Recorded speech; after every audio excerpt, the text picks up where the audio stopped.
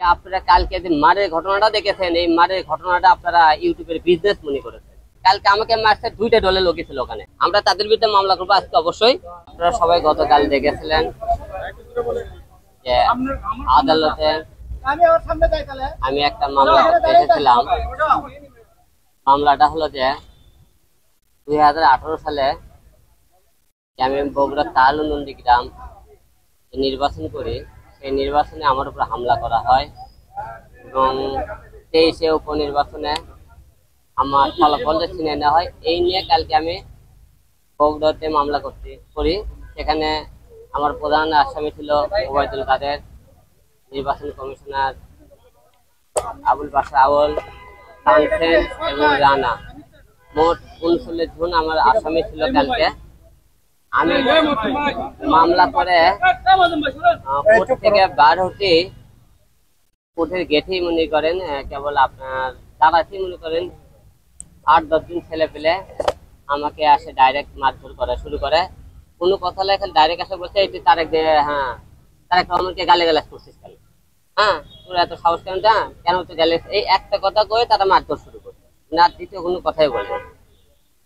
আমি একটা কথা বলতে চাই, গতকালকে থেকে আমাকে মারধরের ঘটনায় আমি বগুড়াবাসীর কিছু আমাদের নেতাদের একটা জিনিস দেখতেছিলাম যে আমি ধিক্কার জানাই তাদেরকে, যারা বলেছেন যে হিরো আলম এটা একজন ইউটিউবার, সে ইউটিউবের ভিউ আনার জন্য, বিজনেস করার জন্য সে কালকে একটা নাটক করেছে।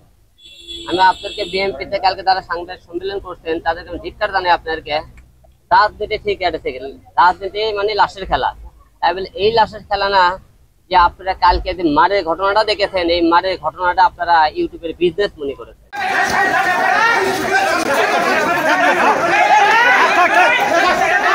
একদিন মনে করেন যে আপনাদেরও কিন্তু রাষ্ট্রপতি একদিন পিটাইছে, যারা আজকে আমার বিরুদ্ধে কালকে বক্তব্য বলেছে।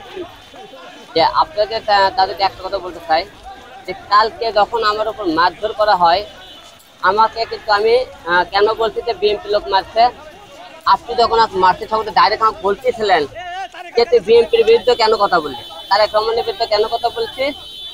যে রনি, নাজমল এরা বিএনপির মনে করেন আগে ছিল, এখন বর্তমানে তারা বহিষ্কৃত আছে।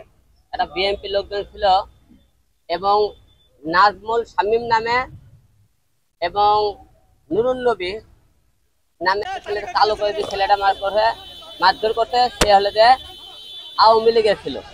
কালকে আমার উপর যখন মারধর করে, কালকে আওয়ামী লীগের লোকও ছিল, বিএনপির লোকও ছিল। কারণ প্রতিটা আমরা ছবি তাদের দেখতে যে কে কোন দলের সাথে, আমি তাদের ছবি আমি জোগাড় করেছি যে আওয়ামী লীগের সাথে কে ছিল, কালকে বিএনপির সাথে কে ছিল, আমি প্রতিটা ফুটেজ বার করছি। যারা বলতেছে আমরা আওয়ামী লীগের লোকও না, বিএনপি লোকও না, কালকে আমাকে মারছে 2টা দলের লোকই ছিল ওখানে। অনেকে বলতেছে কালকে বিএনপি যখন সাংবাদিক সম্মেলন করলো, আমাকে তখন মারধর করলো। সাংবাদিক সম্মেলন করা বিএনপি অফিস থেকে আমাদের কোর্ট মনে করেন 10 মিনিটের পর হবে। যখন আমাকে মারছে তখন এই 5 জন ছেলের মাসাল কোর্টের আশেপাশেই ছিল। আমি হিরো আলম আজকে হলে ভাইরাল হয়েছে, নাটক গান করে সিনেমা করে ভাইরাল হয়েছে, রাতে যাচ্ছি পরে আমাকে মিডিয়া মনে ওই জায়গার থেকে ছেলে। বগুড়াতে কালকে আমি আন্দোলন করছি, কালকে কার জন্য আন্দোলন করতেছি, আমি আওয়ামী লীগ স্বৈরাচারের বিরুদ্ধে আন্দোলন করতেছি।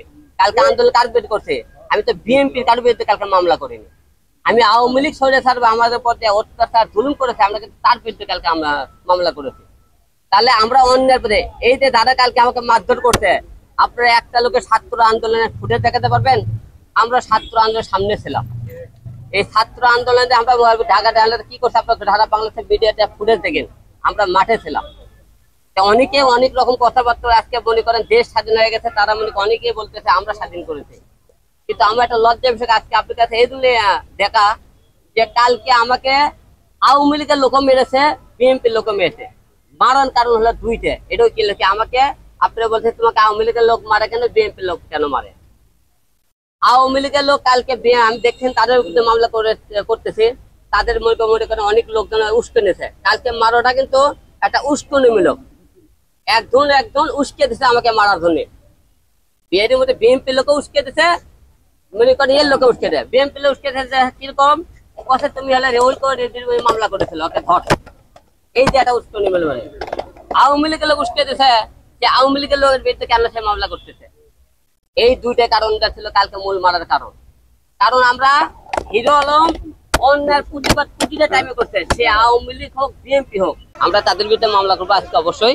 যারা আমাকে মারধর করছে এই মামলাকে ধরলেই আমরা বুঝতে পারবো যে আমাকে উস্কে দিল মারলো কার জন্য, এটা আমি দেখতে দেখ বলছি। আর হেনা ভাই এবং বাদশা ভাই কালকে যারা বলেছে এই কথাগুলো, আমি তাদের বক্তব্যগুলো শুনেছি। আইন সবার জন্য সমান। আমি যদি আইনের বিরুদ্ধে কথাবার্তা বলি, তাদের বিরুদ্ধে কথা বলে, অবশ্যই তাকে আইন মামলা করার অর্ডার আছে, করতে পারে, সমস্যা নেই। কিন্তু আমি প্রমাণ ছাড়া কথা বলতেছি। এবং তারা পদে আছে, তারা বিএনপিতে পদে ছিল এবং তারা বহিষ্কৃত, যারা বিএনপি লোক, হ্যাঁ তারা বহিষ্কৃত লোকজন। এবং আওয়ামী আরেকজন যারা কালো কাজী লোকটা ওই আওয়ামী লীগ করে, পরে আওয়ামী লীগের বিভিন্ন নেতার সাথে আমি দেখছি, লিফলেটে দেখছি, ওই যখন মারধর করে আওয়ামী লীগের লোক ছিল কালকে। ওইখানে তো মনে করেন আমার উপর আওয়ামী লীগও খাপা বিএনপিও খাপা, আমি জানি। কারণ আমি তাদেরকে ছাড় দিয়ে কথা বলিনি, এটা আমার অপরাধ। আপনারা অনেক টাইম বলছে আমি রুল কমিটিতে কেন মামলা করছিলাম, আপনারা সে বক্তব্যটা দেখেন কেন মামলা করেছিলাম। আমি কি সে মামলা সত্যটাও বলেছি, যে মামলাটা করেছিলাম আমাকে ডিবি হারুন একটা ট্যাপে ফেলাইছিল। আপনারা সবাই দেখছিলেন, আমরা ডিবি হারুন ট্যাপে ফেলে আমাকে, আমার পরিবহন লোকজন ট্যাপে ফেলে কিন্তু আমায় এই মামলাটা করতে বাধ্য করে।